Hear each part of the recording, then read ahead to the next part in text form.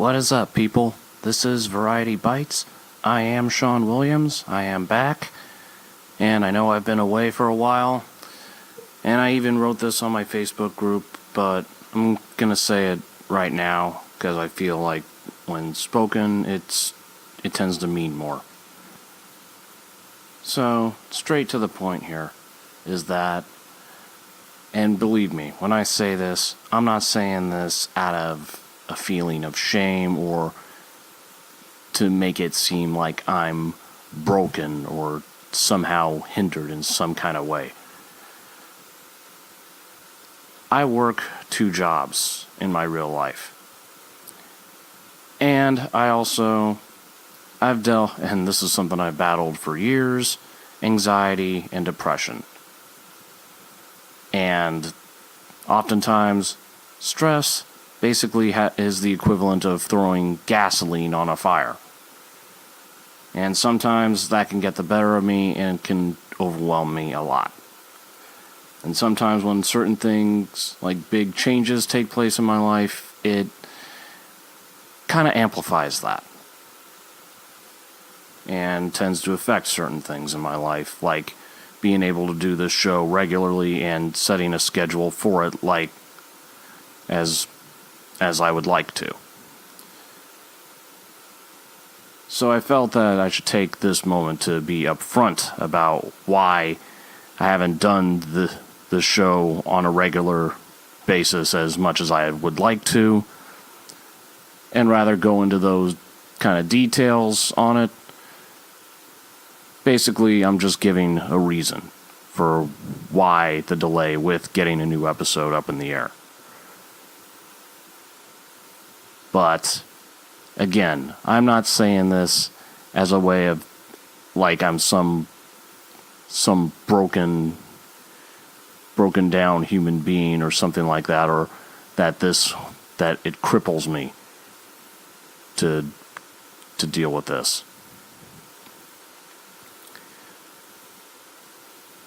But the bottom line is that it's something that I faced then and face now. And as I've said, by no means is this something that has broken me. But even though when I get knocked down by anxiety and depression, I rise up stronger. Because the difference now, as opposed to back then, is now realization. And this is what I say to anybody who deals with this also, is that realizing the strong points you have in your life, such as family, people, friends, people that care about you, and that you care about them. Having that foundation makes all the difference in the world. Talking with somebody about that helps also. And as I've come to realize, video games can actually be very therapeutic. And gotta say, best thing I could have done last week for Halloween, more on that later, was go to Dave & Buster's and play the Halo arcade game, which I had never played until last week, but oh man, that's a hell of an adrenaline rush when you're playing that game. But it may, and as cliche as this may sound to anybody that deals with this, you are not alone. That you do have people that care about you and that have your back no matter what. And I promise this whole episode is not going to be all serious like it is right now. But this is coming from somebody who at 37 years old, born and raised Southern California, that as rough as things may have gotten in my battle with anxiety and depression, I'm still standing and I'm still here. And the fact that for anybody who's dealing with this that listens to this show, anything is that you can overcome anything including this. That even if you wear depression and or anxiety in your life, it doesn't wear you, it doesn't own you.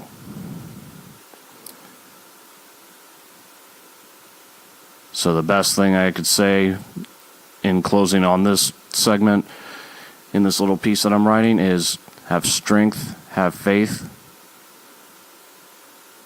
and that because those things and caring for loved ones makes all the difference in the world. So I will be getting back to doing this more regularly and giving you guys the show that you deserve for both this and On the Attack. Alright, that being said, all the seriousness out of the way, let me actually take a quick breather. We'll be right back after this.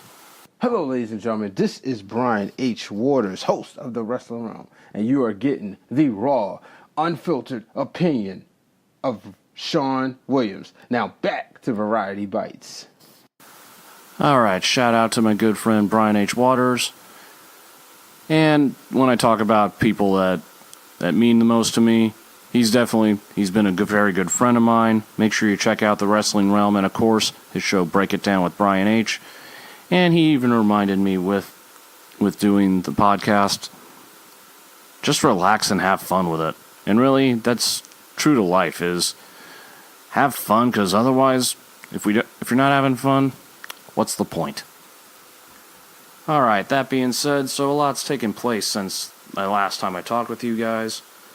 So, Iron Fist did get canceled on Netflix, but just a week after Iron Fist was canceled, Luke Cage was also canceled. Now, there's been a lot of speculation as to why these shows got canceled. I mean, one is that Netflix is probably doing a cleaning house, and Disney is getting ready to do their own streaming for the Marvel stuff, so don't be surprised if that gets picked up.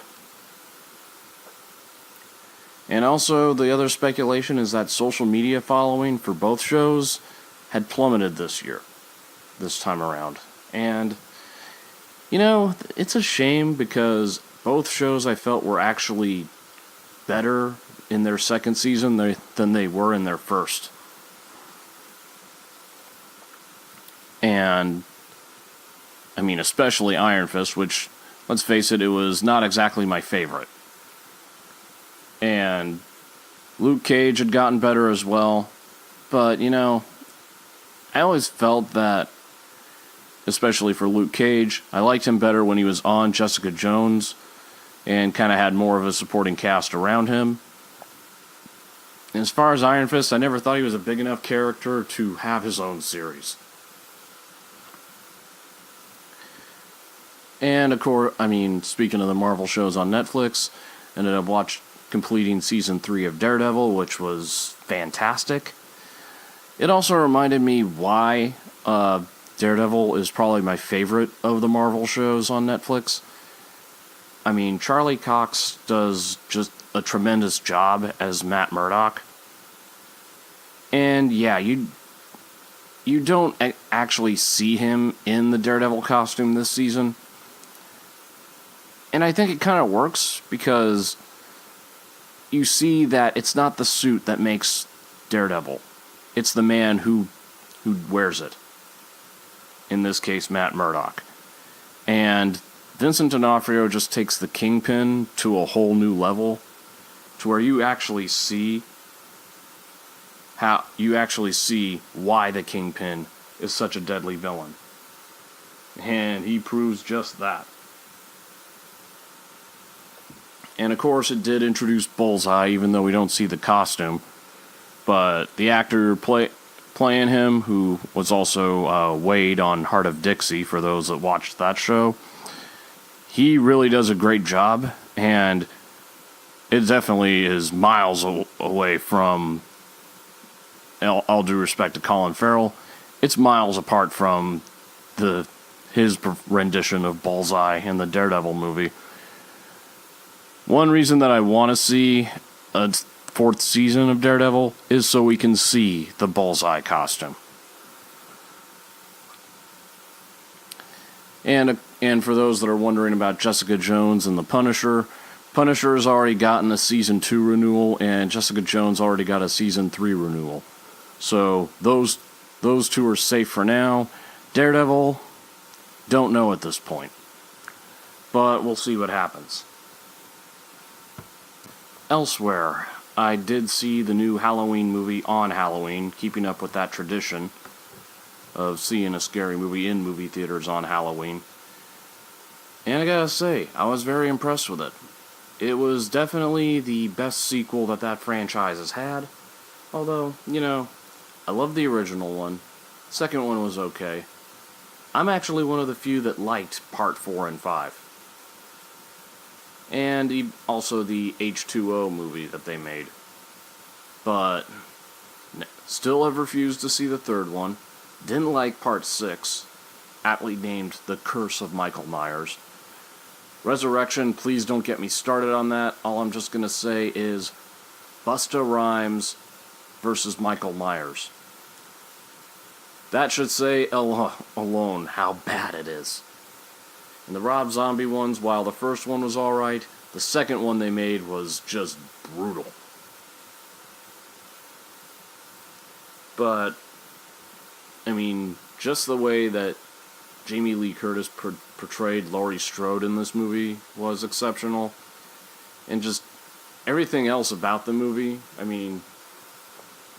it was like, it had suspense, it had the thrills in that movie. And it was very well done. Of course, I got to see the trailer for Happy Death Day 2, which I actually finally got around to watching the first movie. It wasn't bad. And just kind of a twisted slasher version of Groundhog Day, but some other twists in it, but I thought it was enjoyable, and I'm looking forward to seeing this new one. And in sports right now, the Lakers at the moment are 4-5 ever since they got LeBron. And even though they have lost 5 games, they're not exactly looking terrible doing it. Anyone that's getting impatient and anyone who is saying, oh, we want results now, first off, unfortunately, asking Laker fans for patience, that's a stretch. But let's not forget that you're trying to let this overhauled version of this Lakers team, letting the chemistry set and let them work as a unit. And right now, we're still trying to piece everything together. And plus, let's not forget the Houston game.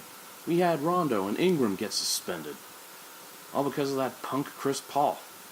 Which, I used to be pissed that the Lakers never got him. Now, I'm glad we never got him. And frankly, I don't want him in LA.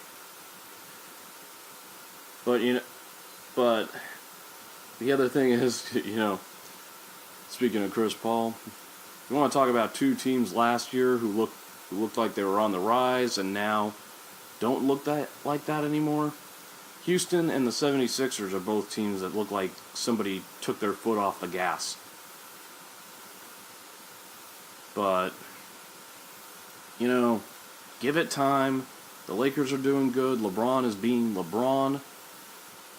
And they already look like a better Lakers team than we've seen the last two years, maybe even more.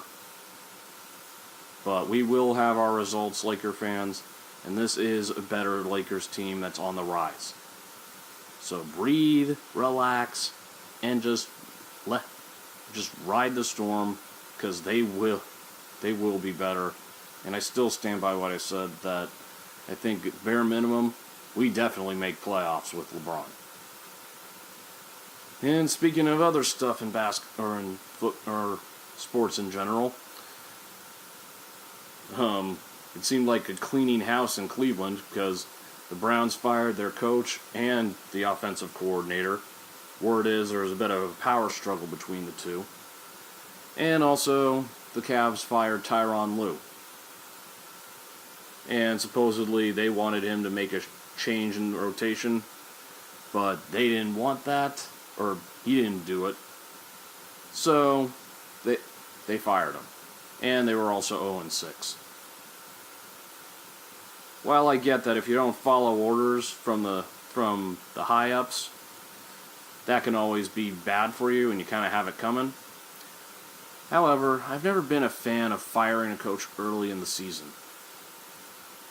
And I think I've always held a grudge with that ever since Del Harris got fired mid-season when he was coaching the Lakers.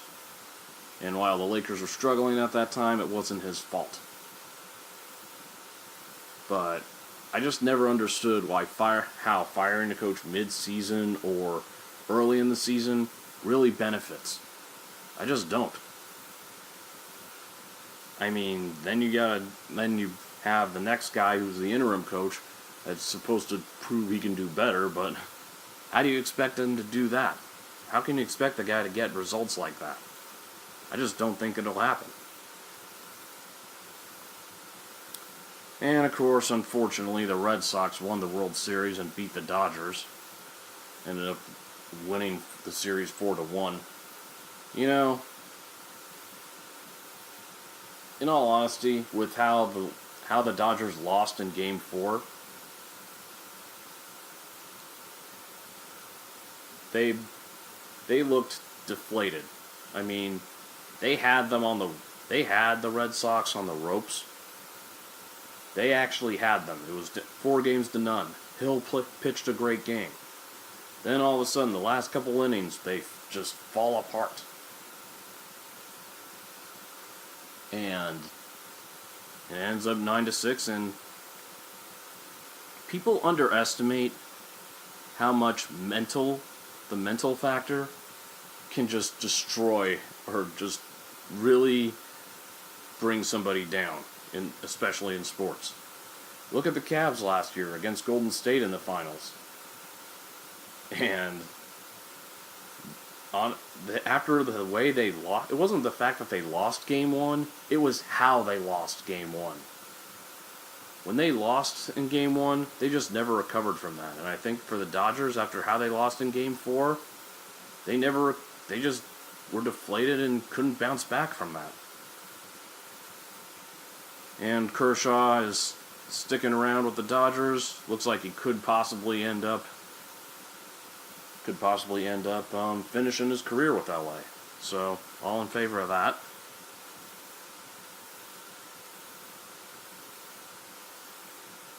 So we'll see what happens with the Dodgers in the off season. Hopefully they make more moves and strengthen their bullpen a bit, because there's still some pieces that are missing. And as far as some people that think that Roberts will probably get the blame for it, he's taken this team to back-to-back World Series. I think that gives him the benefit of the doubt. And of course, with the superhero news, there have been pictures that have come out of Ruby Rose dressed as Batwoman for the upcoming Arrowverse crossover. I gotta say, look-wise, she's got it down cold. It's just a matter of, can she play the character well? And I haven't seen her in enough stuff to really give a good judgment on her acting ability. And I gotta say, for the shows that have premiered, for the DC shows, Supergirl's getting a little political. Instead of it's kind of given its own take on the immigration issue, except it's focusing on real aliens on that series. I get the message they're sending, but for somebody that's kind of gotten to where politics or talking of politics makes my stomach turn, the topic itself makes me a little uncomfortable. And as far as their take on Agent Liberty and kind of making him a villain in this one, I'm not convinced he's the big evil in this season. I'm just not. And I feel like they're not focusing near enough on what we saw at the end of last season, which is somehow there's another Supergirl. And that now the Russians are training her and making a weapon out of her. Why aren't we seeing more focus on that? I feel like they're kind of missing the boat on this one. As far as Legends of Tomorrow goes, Constantine is definitely a welcome addition. And Matt Ryan still just knows how to knock it out of the park as John Constantine. So 2 episodes in, I'm enjoying it.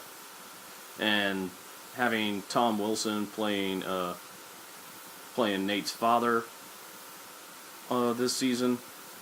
I know a lot of people remember him as Biff Tannen from the Back to the Future trilogy. I'm always going to remember that guy partially for the Wing Commander video games as Maniac. And Flash, I gotta say kind of shaky. Not sure how I feel about the cicada villain in this one. But I do know that I like Jessica Parker Kennedy as Nora West Allen. And, I loved her in The Secret Circle. And I'm still waiting to see what happens with this season. At the very least, I'm hoping that it at least turns out better than Season 4 did. I just really didn't like the Thinker and that whole thing, but still some good came out of it. And then there's Arrow. I swear, 3 episodes in, given. I just go by clips that I see on YouTube or reading the recaps, because frankly, I can't stomach that show this season. Why don't you just call it the Felicity Smoke Show and get it over with? You had The Flash in jail last season. Now you have Oliver Queen in jail. And on Riverdale, you have Archie in jail. Enough already. And I've just never seen a good cast on a show just wasted like they are. And it definitely feels like they're doing just that. And 3 episodes and nobody has suited up in costume. It's like this show is fighting so hard to try and not be a superhero show. It's basically the Diet Coke equivalent of the DC shows. And if this show, or if Arrow ends up being the last season of it, I don't think I'll be shedding many tears over it. In fact, the only episode I'm looking forward to with Arrow would be the crossover episode, and that's it. Because the fact is that you're keeping Oliver Queen in jail, you're making the whole premise of it center on Felicity Smoke, and you're so lazy with this show, you couldn't even get a new villain. You just recycled the last one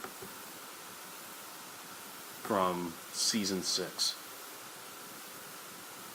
I never thought I'd see the day where they get a new writer and she makes the show actually worse.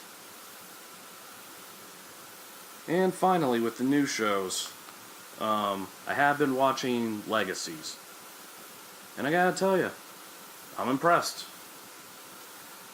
And I know at first I was hesitant because the character of Caroline Forbes, who you thought would be a focal character in this show, would be in it, but she's not. But at the same time, I think maybe it's for the best that she's not. Because this is not, while it's centered in the same universe as the Vampire Diaries and the originals, you don't need it to be a continuation of sorts.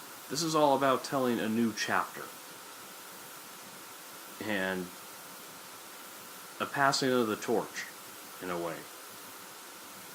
I mean, this is about the daughter of Klaus Michelson, and of course the twin daughters of Alaric Saltzman, and I guess since she did give birth to him, Caroline Forbes. The last two witches also, mind you, of the Gemini Coven. So, this is their story to tell. So, for anyone that's thinking, oh, will we see an appearance of Elena or Damon, just stop. While it's still centered in that universe, you don't need it. This is about beginning a new story, a new chapter in that universe. Let it be. And also, I gotta say, for Danielle Rose Russell, she's reminding me why she was a good choice to play the older Hope Michelson. And I'm looking forward to seeing what else that show brings. Alright, so that's going to do it for tonight. I want to thank you guys for listening. And we'll be back next week. And I'll have more stuff for you by then. Till next time, this has been Variety Bites. I am Sean Williams, and I am out of here. I'm a survivor. Fight for my life.